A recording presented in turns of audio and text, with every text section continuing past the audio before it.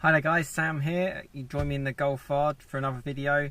A bit around something that's really exciting actually. Yeah, I kind of wanted to mention it to you guys before last week, but had a few other videos on, so yeah, I thought I'd save it till now. So yeah, as the title suggests, just a bit around the Golf R420, which just seems like a really exciting car. I'll drop a link in the description just to the video on it, and it's just essentially a clip of it, a few minutes or whatever, going around the Nürburgring in Germany, and potentially VW testing it, potentially bringing it back to life, which is really exciting actually. I mean, just to think about, yeah, a Golf is kind of like a reminiscence of the Golf R400, R420, however you want to put it, sort of 400 brake horsepower or more, maybe 420, and you could definitely, I mean, you could definitely hear the sound of it, a 5-cylinder engine, likely similar if not the same to an Audi RS3. They always kind of share the same platforms. You get that 5-cylinder burble, and it just seemed like a riot. And actually on the clip as well, if you get to see it, you can kind of see, I suppose on track, I don't know, maybe a little bit too nose heavy, maybe a little bit of extra weight from the engine might not make it as entertaining, but I mean, what a weapon in a straight line. I mean, everyone knows how quick an RS3 is. And then maybe with the Golf slightly better dynamics over an Audi, certainly I'd say Golf R versus S3, so maybe Golf R 400 or 420 to an RS3 would really make it something else. And you know, you definitely wouldn't have to sort of pipe fake sound into it, because it just sounded amazing. And you know, to have a car like a Golf that could do 0 to 60 in like under 4 seconds, you know, dip into the threes, is just ludicrous. I mean, to be on, you know, on the lights against the Ferrari and know that, you know, if it's drizzling like it is today, they're not going to stand a chance. You know, rear-wheel drive cars just isn't going to stand a chance off the line. And I'm sure the gearbox, you know, the 7-speed in the sort of later 7.5s are really good and smooth. It would just be ridiculously, just such a good pairing with that engine. How much they're going to change over the actual kind of like chassis and dynamics, you know, bigger brakes, all those kind of things, I don't know. You know, the one reason why it's kind of got shelved in the past by VW is simply just because of costs and can they make it viable. Well, the Mark 7's kind of going to be on its way out towards the end of next year, when, well, you know, who knows when sort of like the next Golf R would come out. So you'd kind of think it's going to have quite a short lifespan anyway. If they've already developed bits, they may as well. Maybe they've got the bits there. You know, they're going to want it to be as kind of similar to a Golf with just, you know, as less kind of manpower in it as possible for their side. I guess what worries me is the price. You know, an RS3 is an expensive car, very expensive car actually. I think starting you're paying more than 40,000, and if you spec it, you can spec it as high as like 60,000, which is crazy. You know, something like that, the Golf R420, if it was somewhere in the UK sort of around maybe 35,000, I just think that's a ridiculous car. Again, really interesting to know what you guys think about it actually as well, because it seems really exciting to me. Obviously, with that extra power, with that more engine, you lose something which I'm really impressed with. You know, I did a journey funny enough today, and it peaked, it got to 44.8, so I was really close to get into a 45 mile per gallon figure, which I did say to you guys I do want to get, and I will show you it because it can be done. That is just normal driving, you know, I'm not particularly driving slow. And yeah, will it mean that you're only going to be getting sort of like 20 miles per gallon everywhere, which will obviously affect the range. You know, it doesn't make it as good, but maybe it'll make it a much better, say, weekend type car, which is always the type of thing that you kind of say, maybe the Golf R, there are other rivals which are potentially more focused, so it could have that on it.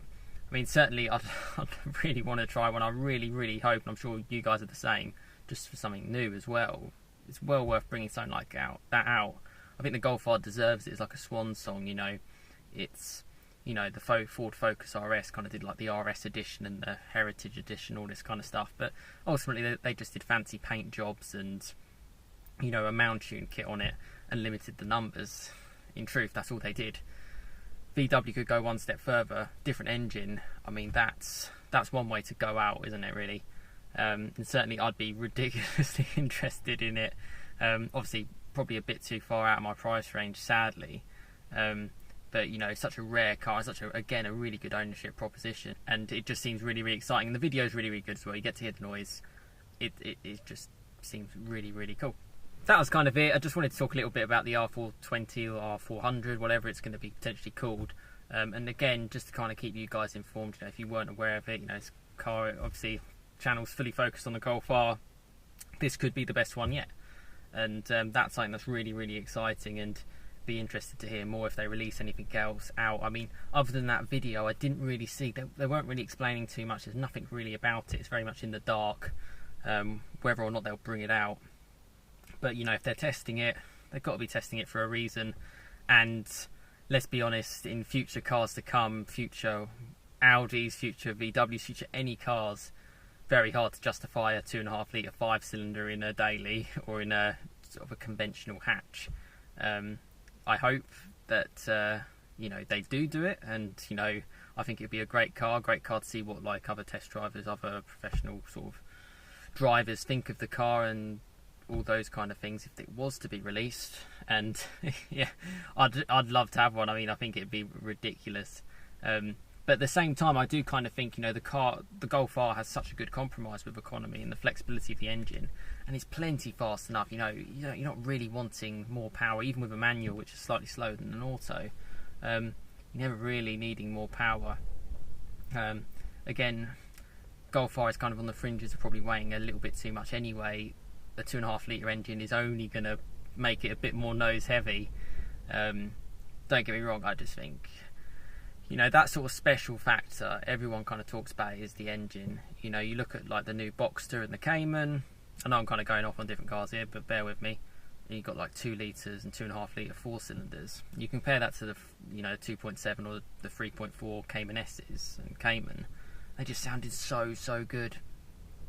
And even if it was 5% not as dynamic and, you know, 10% as slow, you didn't really care, because it's that, you know, just the whole enjoyment of a car, and you know, if you go for a blast in it, that's what you want. And I think Golf R420 would definitely do that. I've mentioned it before on my channel as well, a bit around that. I think it could be a real hit, certainly in the Golf R community.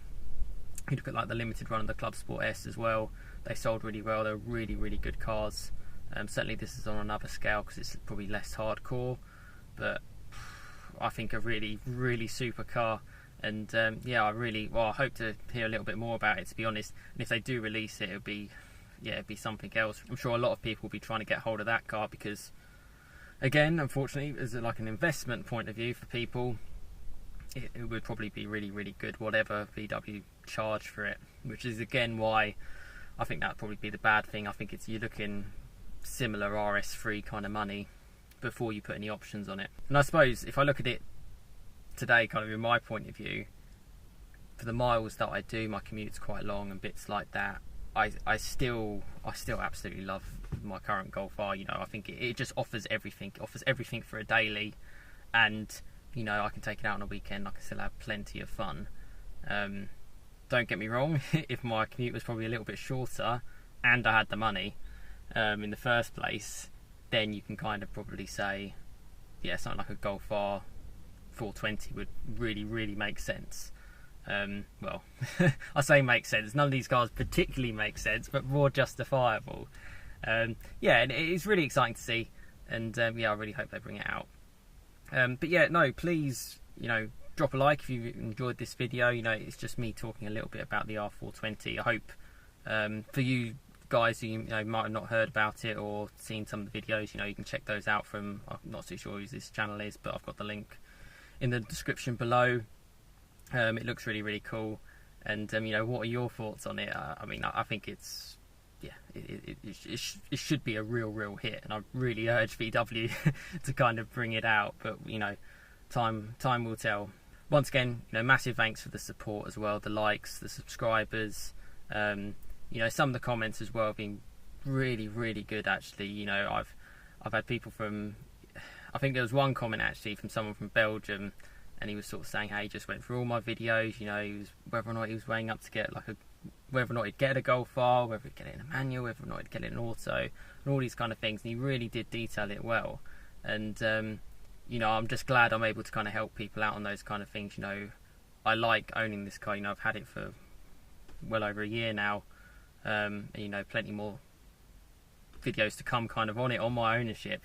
And again, you guys as well, kind of getting involved in the comments is a big part of me doing this channel, to help you guys out and just to see it. And you know, it's really, really good. And again, I know I've done a few sort of side videos a bit on the Fiesta ST, and again, my aim is generally just to give people that opinion of whether or not it's kind of the car they should go for. And ultimately everything's subjective, but yeah, comments like that are just absolutely fantastic. They're just they mean massive amounts to me, and it's really encouraged me to keep doing videos, to be fair. But you know, thanks very much for watching. Give it a like, share it, and please subscribe for more content on my Golf R. Thanks very much for watching. Cheers, guys.